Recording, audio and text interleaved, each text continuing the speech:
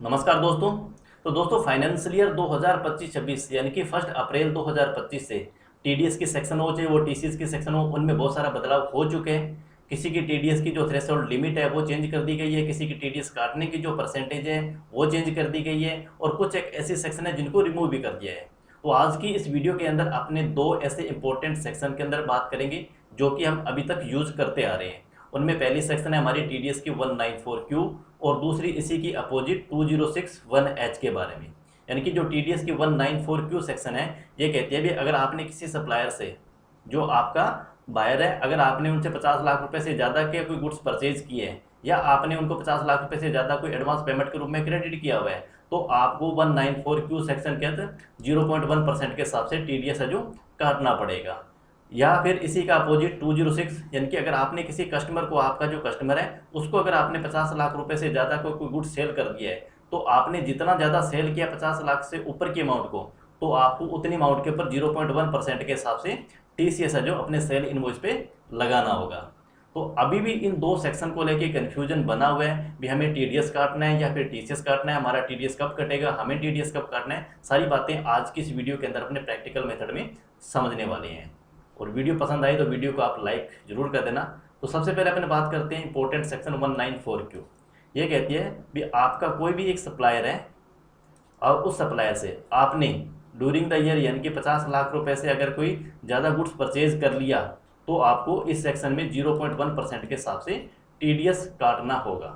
Example के लिए समझते हैं, मान लीजिए कोई एक ए है जो एक सप्लायर है और एक बी है जो कि इसका ए का कस्टमर है।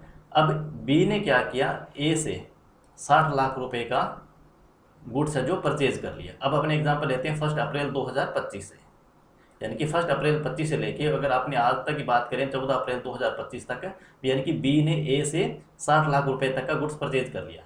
तो अब यहाँ लाइबिलिटी बनती है बी की, बी 50 लाख रुपए की इसकी जो थ्रेशोल्ड लिमिट है उसको छोड़ के ऊपर की अमाउंट बच के 10 लाख रुपए। इस 10 लाख रुपए के ऊपर 0.1% के हिसाब से अब बी है जो टीडीएस काटेगा ए का। ठीक है, लेकिन अब यहाँ पर बात यह आएगी भी अब बी को टीडीएस काटना किस कंडीशन में है।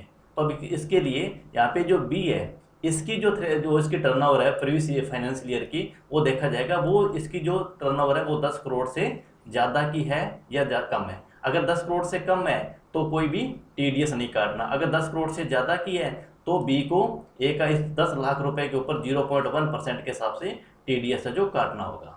अब लेकिन बात यहाँ पर भी आएगी कि मान लीजिए जो बी कस्टमर है और एक ए है, ये कोई कंपनी है, यानी कि एक अपने कह सकते हैं भी एक सप्लायर है। अब बी ने जो 60 लाख रुपए का जो गुड्स परचेज किया है, ठीक है, और रूल के अकॉर्डिंग टीडीएस काटना था, लेकिन मान लीजिए बी का जो टर्नओवर है वो 10 करोड़ से कम है।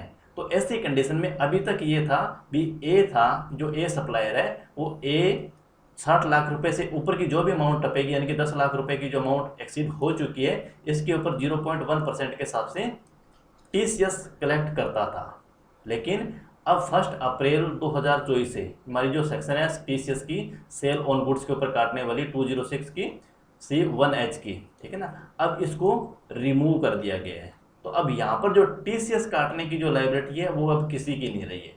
केवल और केवल जो लायबिलिटी बनेगी वो टीडीएस की ही बनेगी 194Q के अंदर। और वो टीडीएस कौन काटेगा, जो बायर होगा, यानी कि जिसने गुड्स परचेज किया है वो भी कितना, 50 लाख रुपए से ज़्यादा की अमाउंट का, मान लीजिए 55 लाख रुपए ही अमाउंट है, ठीक है, तो ऊपर 5 लाख रुपए एक्सीड हुए, तो इस 5 लाख रुपए के ऊपर ही इस जो बायर होगा उसको 0.1% के हिसाब से टीडीएस अपने उस सप्लायर का काटना होगा। अब सप्लायर है जो, यानी कि कहने का मतलब ये हो गया भी जो सेल्स ऑन गुड्स के ऊपर जो टीसीएस लगता था, अब वो टीसीएस है जो रिमूव हो चुका है। तो काफ़ी सारा कन्फ्यूजन यहाँ भी था कि हमें टीसीएस लगाना है या नहीं लगाना। तो अब आपको टीसीएस लगाने की जरूरत नहीं है।